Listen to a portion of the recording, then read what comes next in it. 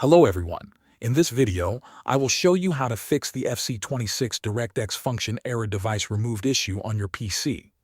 The first thing to do is limit your frame rate. Launch FC26 and open the game settings. Find the frame rate option and set the maximum FPS to 60. Also enable VSync. If the error still appears, change the display mode.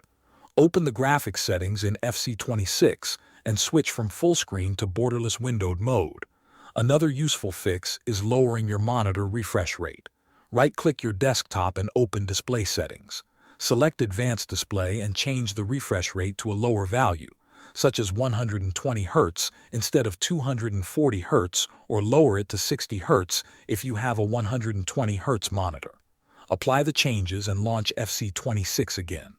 A lower refresh rate can reduce GPU stress and improve stability on some systems. Thanks for watching.